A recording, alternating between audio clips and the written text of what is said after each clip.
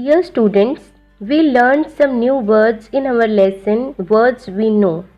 Today we are going to learn what is alphabetical order and how we use it. अजीज़ तलबा, आज हम alphabetical order किसे कहते हैं और इसका इस्तेमाल हम किस तरह करते हैं वो पढ़ेंगे। अल्फ़ाबेटिकल ऑर्डर और कुछ नहीं बल्कि ABCD की तरतीब है, यानी आपको दिए जाने वाले अल्फाज को ABCD की तरतीब से लगाना है और जो लेटर से नहीं होगा उसे नहीं लगाना है। एग्जाम्पल के ज़रिए समझिए। अब आपके सामने कुछ वर्ड्स आएंगे। And, my, where, him, this, of, every. इन्हें आपको अल्फ़ाबेटिकल ऑर्डर में लगाना है। इन वर्ड्स को अगर आप गौर से देखेंगे तो आपको समझ आएगी कि ये सब अलग अलग लेटर्स से शुरू हो रहे हैं। इसलिए सबसे पहले अल्फ़ाबेटिकल ऑर्डर के हिसाब से ए से शुरू होने वाला वर्ड हमें लेना पड़ेगा। तो ए से शुरू होने वाला वर्ड है एंड। अब आप देखिए कि हमारे पास बी, सी, डी इन लेटर्स से कोई वर्ड नहीं है, लेकिन ई से एवरी है, इसीलिए एंड के बाद एवरी आएगा।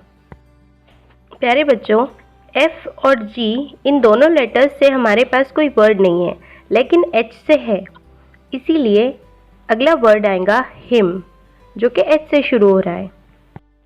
प्यारे बच्चों, मुझे उम्मीद है कि आप समझ रहे होंगे। आप समझ रहे होंगे कि जो लेटर्स हमारे पास नहीं हैं उनसे शुरू होने वाले वर्ड्स को छोड़कर आगे वाले लेटर्स से शुरू होने वाले वर्ड्स को हमें तरतीब से लगाना है।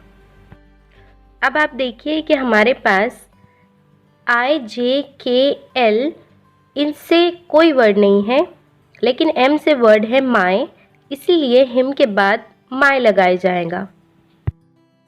अल्फ़ाबेटिकल ऑर्डर में एम के बाद एन आता है, लेकिन हमारे पास एन से कोई वर्ड नहीं है, जबकि ओ से है, इसीलिए अगला वर्ड जो रहेगा वो रहेगा ऑफ। प्यारे बच्चों, अब आप बताइए तो अगला वर्ड कौन सा होगा? जी बिल्कुल, अगला वर्ड होगा दिस। क्यों?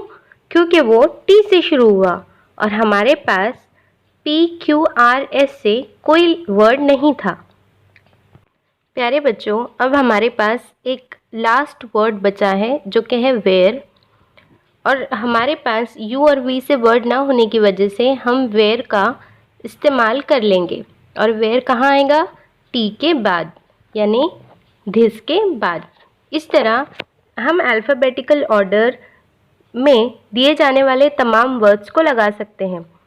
मुझे उम्मीद है कि आप ये समझ चुके होंगे।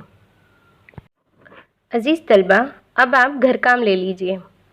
आपको करना ये है कि आपकी अंग्रेज़ी की टेक्स्ट बुक से पेज नंबर 9 पर जो वर्ड्स दिए गए हैं उन्हें अल्फ़ाबेटिकल ऑर्डर में लगाना है और अपनी अपनी नोटबुक्स में उन अल्फाज को तरतीब से लिखना है।